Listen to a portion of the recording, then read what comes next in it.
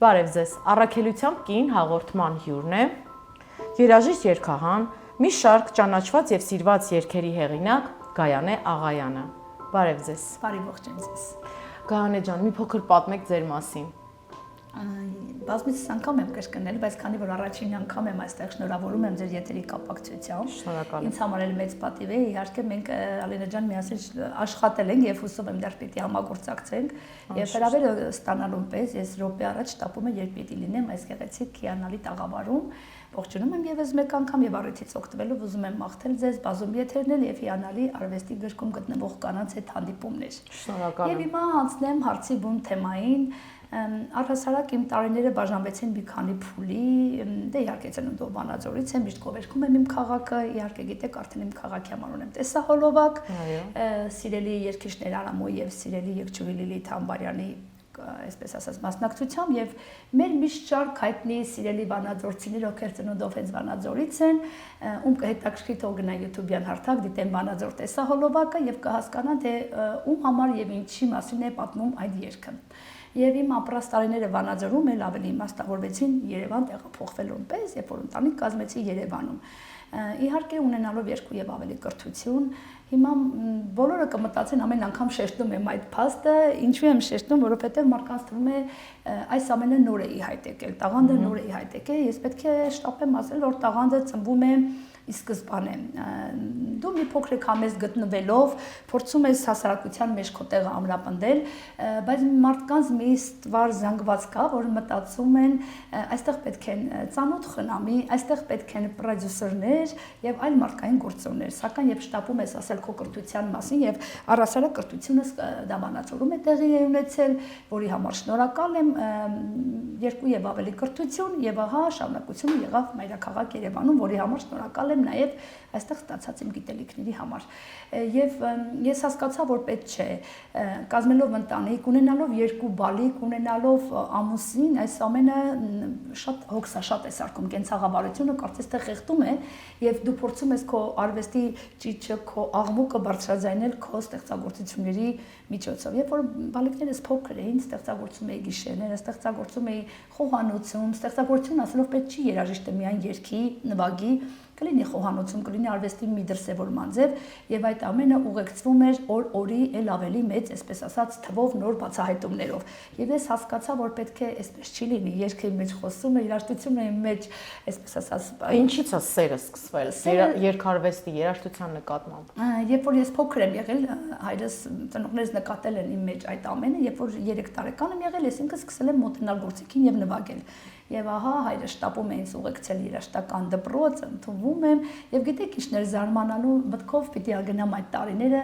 դուք լինելով երաժիշտ Ալինա ջան մենք հասցրեցինք հասկանալ որ ձեր ծնողները նույնպես երաժիշտ են եղել եւ դուք սա շատ լավ կհասկանաք արգելված էր այն տարիներին երեխան բացի դպրոցական դասերից որևէ թեմատիկ նվագ կատարել իսկ իմ մեջ արդեն խոսում էր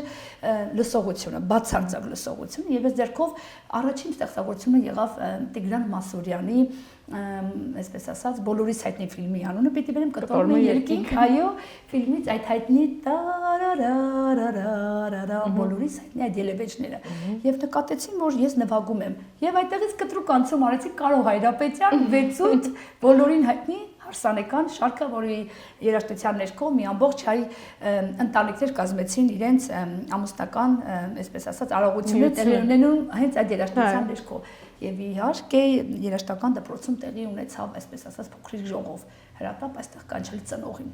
որովհետև այս հեղաշրջումը փչացնում է բոլոր երեխաներին, հավաքում է շուրջը բոլոր եւ նվագում են, ուրախանում ենք եւ ինձ փորձում են արգելել նվագել դասերից այն կողմ որևէ ստեղծագործություն։ Հայրս եկավ եւ կտրուկ ասեց պիտի նվագի այն ինչ որ ինքը զգում է ես տվել եմ այստեղ երաժշտական դպրոց եւ սովորի նոտաներ եւ սովորի այն ինչ որ Աստված իվերուս տվել է շնորհակալ եմ իմ մորից որ ինձ փորձեց եւ այդ օրվանից ես ավելի ինքնավստահ էի կատարելագործում այդ 6-8-երը այդ էստրադային ժանրերը Կոստանտին Օրբելյան եւ հետաքրքիր էր եւ որ տարիքով փոքր եմ եղել բայց սիրել եմ այդ 60-70-ականների երգերը եւ առհասարակ հիմա եմ սիրում եւ իմ երեխաները մեր ընտանիքում երգում են եւ այդպես առաջացավ սեր դեպի երաժշտություն։ Իսկ լինելով այսքան երաժշտության մեջ ունեք ինչ-որ նախընտրելի ոճ, ժանր ունեք երաժշտական։ Այո, նախընտրելի ոչ պետք է ասեմ, ունեմ ավելի շատ էստրադային, ժողովրդական շատ սիրում եմ, բայց ինձ այդտեղ չեմ տեսնում։ Կգրեմ, երգեր գրում եմ, լինում են այսպես ժողովրդական երգերի առաջարկներ, պատվերներ,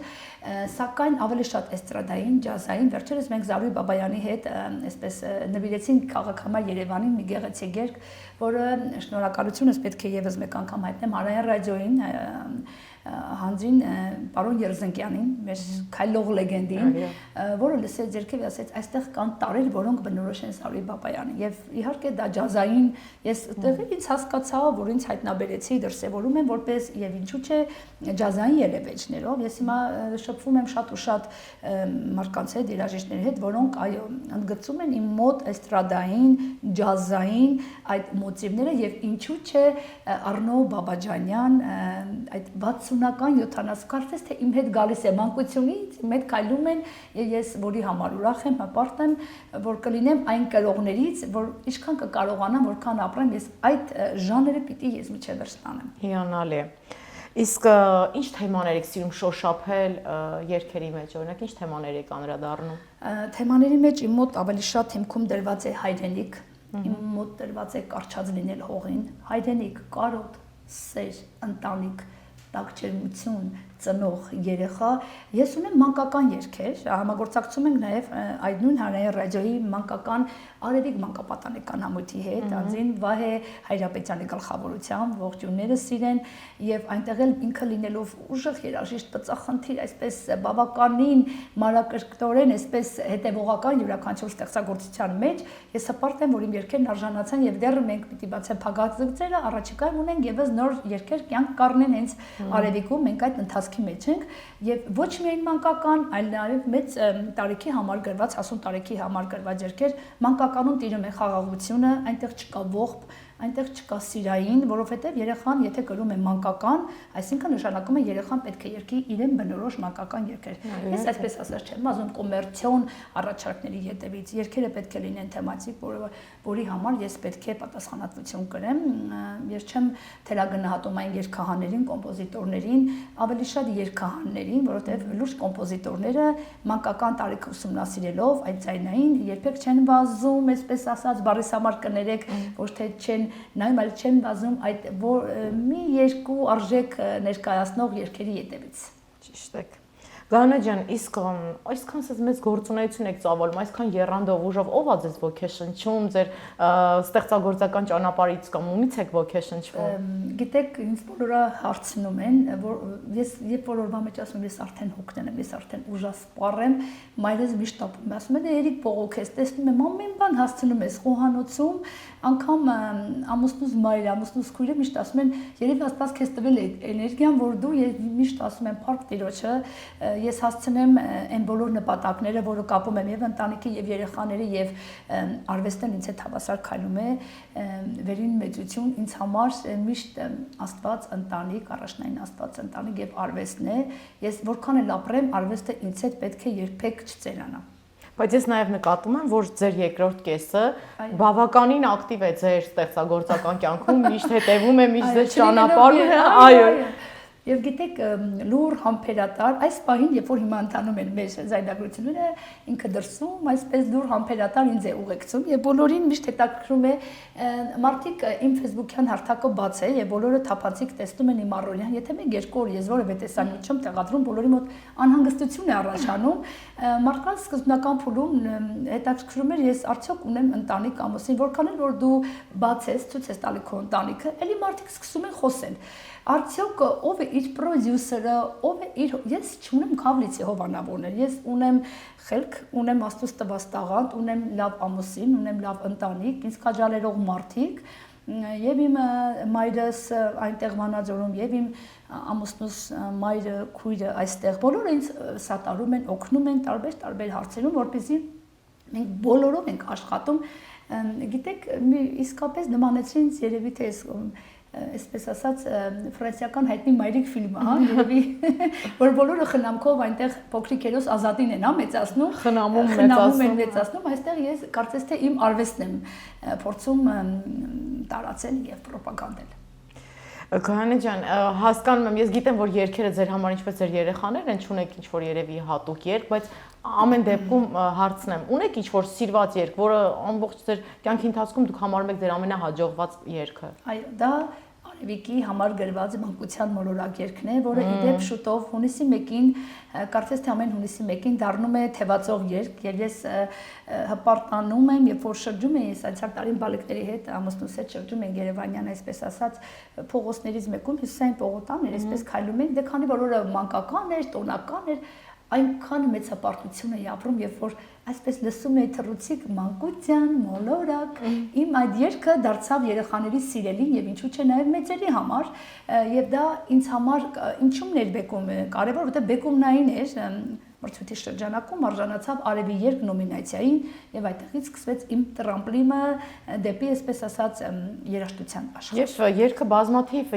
դպրոցների ծրագրերի մեջ է նույնիսկ։ Այո, շատ դպրոցից վերջերս գրում են այնտեղ Facebook-յան հարթակներում եւ այս լսարանը նույնպես կտա հնարավորություն ասեմ, Facebook-յան հարթակում գործում է տարբեր խմբեր, որից մեկը եթե չեմ սխալվում, փնտրում են նոտաներ, այդպիսի շատ գեղեցիկ խումբ կա, որի admin-ը շատ ակտիվ, բոլորին սատարում է, երգերը ուղարկում է, օգնում է եւ այնտեղ ինձ բոլորը սկսում են ամեն օր գրեթե Սփյուռքից Գլենդերից են շատ ինձ գրում, որ ինձ ուրախացնում այնտեղի մանկավարժները խնդրում են այսպես ասած մինուս տարբերակը, գործիքավորած եւ ինչու՞ չէ ձայնագրված տարբերակը, մենք Վայե Հայրապետյանի հետ բոլորին ուղարկում ենք բառերը ինքն էլ խնամքով, որպեսզի երգը հասցնենք ակնդրին ու կնդրին։ Հիանալի։ Գայանե ջան, իսկ լինելով այսքան ակտիվ այս ոլորտում, ինչ-որ խնդիրների բախվել եք։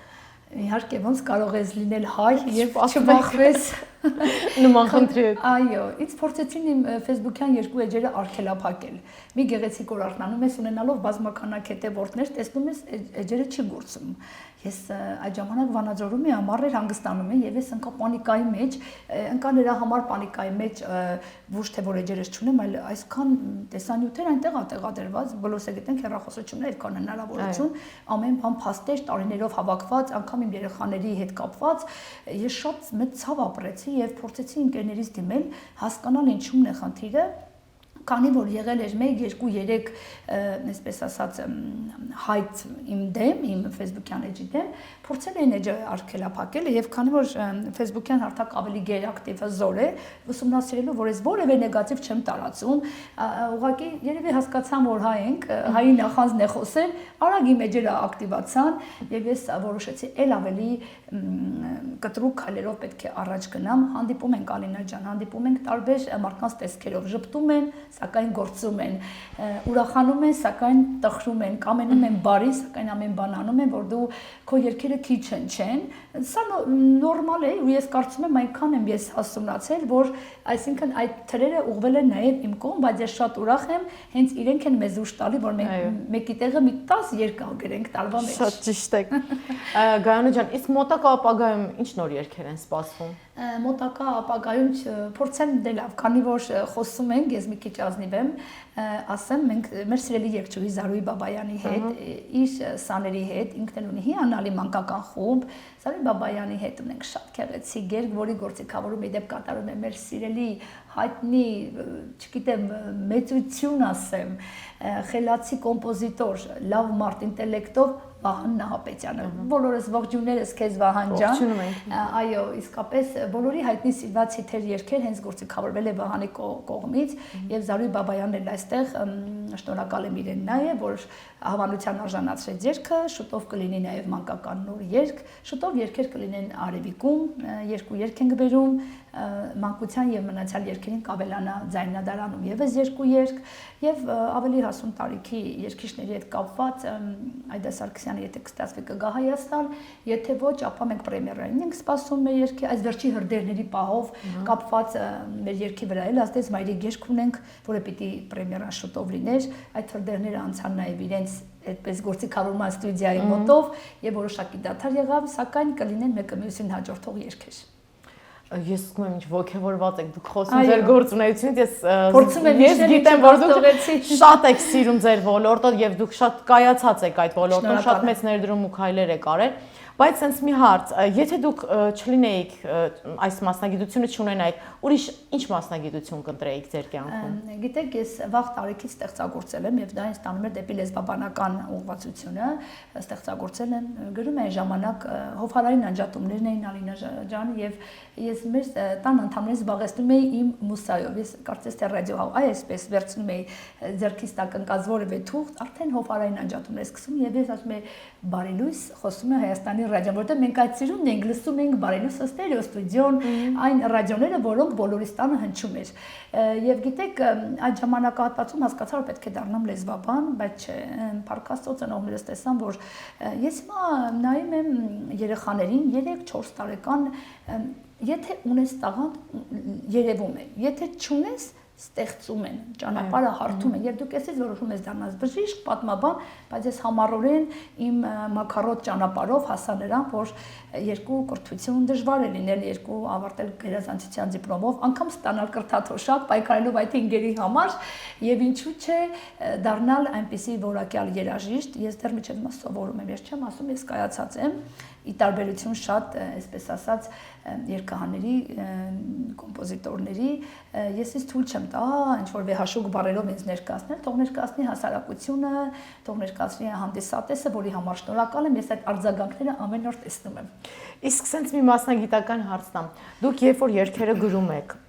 ձեր երգերի մեջ դուք շատ եք շոշափում սիրո թեման, հայրենասիրության թեման, շատ հուզիչ թեմաներ եք ունենում ձեր երգերի մեջ։ Այն ինքներդ հուզվում եք, երբ որ գրում եք, հետո լսում եք։ Այո, գիտեք, իմ առաջին լսողը, իմ առաջի վերլուծաբանով է լինում, ամուսինս է լինում։ Այսքան ժամանակ բոլոր երգերս այսպես դիկտաֆոնով ձայնագրում եմ, ես ունեմ էլեկտրոդաշնամուր, տանը գործիքս բավականին հարմար է եւ շատ այսպես խոստումնալից է, արագ գործիքավորման թեթևակի տարբերակ ես ինքս անում եմ։ Երգեր կան, երբ որ գրում եմ, ինքը լսում է եւ վերջի երգը եւ ես շատ հուզված եմ եւ մինչեւ հիմա եմ հուզվում, դա հայրենիքին վերաբերող երգերից մեկն է եւ վերջերս լսեց նաև Վահան Նահապետյանը եւ մենք այդ փուլում ենք քննարկման ով պիտի երգի այդ երգը երգեր կան ուրախ են երգեր կան հարսանեկան Սոնա Շարգրզյանի հետ ունենք հարսանեկան երկպապուրի շարք վերջերս տեսահոլովակը եղավ Սոնալը շատ այսպես մեր ջիգարով շախով առաջի հարսի գով երգողներից մեկն է դրանք դեռ չես ուզվում դրանք ուրախանում ես բայց այնտեղ որտեղ կա հայրենիք ես միայն հայրենիքից եմ գիտեք հուզվում Հայաստան սիրո բաժանումները գիտեք կյանքը շարունակվում բայց հայրենիքը կորցնել որևէ բան անվերադարձ է դա արդեն տեղով արցունք է Իսկ Գայանե ջան ինչ հոգեվիճակում պետք է լինեք կամ ինչ տրամադրություն պետք է ունենաք որ սկսեք ստեղծագործել այլ ձեր մուսան երբ է գալիս ասեմ դες ես վերելակոմել եմ ստեղծագործում երբ որ մտնում ենք վերելակ երեխաներս նկատում են արագ ինչ որ բան եմ անում աղջիկս տղայս ասում մաման երգագրում ուրեմն այդ պահին պիտի լրություն լինի ինչ որ մի դետալ ֆիքսում եմ որտեվ սա շատ կարևոր է այս վերցրեցի մի հատ գիշերը մի հատ դուսաբացին մի հատ այսպես կեսը Վանաձորում ալինում այդպես ոգեշնչված իմ քաղաքով իմ հարազատներով իմ լեռներով այդ որ պատանը բացում եմ տեսնում եմ մաքուրոտ այդ խոնավությունը անձրևը այդ ամեն ինչը բերում է այնտեղից գալիս է այստեղ միանում է եւ կուլմինացիային է հասնում եւ իդեպ ասեմ հիմա ես շատ լուրջ ուղղվածության վրա եմ դրել կրթական կրթության հետ կապված երգերը ուրեմն սիրում եմ կրթությունը գովաբանել որտեվ երեխան պիտի դաստիարակված եւ կրթված լինի մի բան է դաստիարակված մի բան է կրթվածություն բայց կրթության գովքն էլ պիտի անել չէ որ այնտեղ հարգելիներ է որքան էլ որ այսօր մանկավարժների աշխատավարձն ենք ասում աշխատանքն է դժվար բայց պետք է քաջալերել եւ ինչու՞ չէ կրթական այդ պատեր անգամ պատերն են կրթում մարդուն մարդիկ մտնեն դուրս գան կեցվածքը քալվածքը փոխում է եւ մենք պետք է գովաբանենք փառաբանենք նույնիսկ այն դպրոցը այն բուհը այն հաստատությունը որտեղ այսպես ասած երեխաները դառնում են որպես անհատականություններ եւ ես գրեցի մի քանի դպրոցների հիմներ ունեմ գրած չեմ ուզում փակագծերը բացել մայիսի 23-ին կլինի նորից մեկ այլ դպրոցի հիմնի շնորհանդես այսպես ասած տեսահոլովակի տեսքով կյանքով եւ դպրոցները եւ էլի առաջ կատարողը Եվա Սոնա Շակերտյանը, որը նվիրեց իմ տղայի դպրոցին Զեյթունի թիվ 136 դպրոցին։ Այնուհետեւ գալիս են մանկապարտեզների հիմներն են գալիս մեկը մյուսի հետևից եւ այստեղ տեսնում են, որ գնալով ավելանում է։ Եվ ես վերջերս հայտարարեցի մրցույթ։ Շատ պատական, այսպես սրտովս անցավ մի մրցույթ հայտարարել եւ բոլոր ծախսերը հոգամ ես։ Դա մի հատ հաճույք է, երբ որ դու փորձում ես չեք պատկերացնի որքան ակտիվ էին Հայաստանի բոլոր դպրոցները։ Եվ ամենը շատը հավաքեց Վանաձորի թիվ 1 հիմնական դպրոցը, բայց ես այդտեղ չեմ սովորել, ես ավարտել եմ Վանաձորի թիվ 6։ Եթե լիներ ոչ արդար, կլիներ իմ դպրոցը, կլիներ այնտեղ, որտեղ իմ քրոջ բալիկներն են սովորում, բայց բնավ հաղթեց այդ դպրոցը։ Չեք պատկերացնի, բոլորը ինձ սկսեցին գրել դուք Վանաձորից եք, դուք Սատարի, ես ընդհանրապես կապ չունեի, միայն ձայները հաշվեցի եւ բոլորը տեսան հաղթեց այդ դպրոցը։ Եվ շուտով մի քանի օրից այդ երեխաները գալիս են Երևան, ձայնագրվում են այդ երգը եւ մայիսի 23-ին ընդառաջ Վանաձորը իմ կողմից կունենա եւս մի գեղեցիկ հիմ։ Այսինքն ես շեշտը դնում եմ դպրոցների վրա եւ բացի մանկական, բացի ժամանցային, բացի հայրենասիրական կրթական երգերը այսօր կունենան իրենց դպրոցում կունենան իրենց հիմների տեսքով։ Հրաշալի է։ Գայանե ջան, ես ցանկանում եմ անցնենք մեր ծրագրի երկրորդ մասին, բլից հարցաշար է լինելու։ Ամենավտանգավոր։ Այդքան էլ վտանգավոր չէ։ Առաջին հարցը, ո՞րն է Գայանե Աղայանի կնոջ առաքելությունը։ Կնոջ առաքելությունը դա, գիտեք, բարոյական բարձր արժեքներն են, որպեսզի միշտ ասել եմ եւ պիտի ասեմ, ճակատդ բարձր, լեզուդ երկար։ Այդ է իմ կարգախոսը։ Ինքներդ ձեզ ինչ երևույթի հետ եք ասոցացնում։ Համառ եւ այսպես միշտ բարձացող։ Ինչքան էլ զգացում եմ ես այդքան։ Ես երազներում եմ բարձրանում, գիտեք, եւ ես միշտ ասում եմ, ինչ որ մի բան կապ ունի տիեզերքի եւ երկրային կյանքի հետ եւ ես ինձ համարում եմ համառ։ Հրաշալի է։ Մեկ օրը որ պատմական կնոջ կյանքով կցանկանայիք ապրել։ Պատմական կնոջ կյանքով դժվար թե փորձեի ապրել, որովհետեւ Կարծում եմ դուք ինքներդ եք արդեն պատմություն կերտում։ Շնորհակալություն, դժվար, բայց գիտեք, ես ավելի շատ պատմական ասելով թագավորներին եմ Տիգրան Մեծի օրոք, այսինքն մենամարտած, պատերազմող, հաղթանակած, այդտեղին ինձ տեսա երևի մի քիչ էլ մոտ տղամարդկային այդ համառությունը տեսա ինձ մեջ։ Ձեր կյանքի կարգախոսը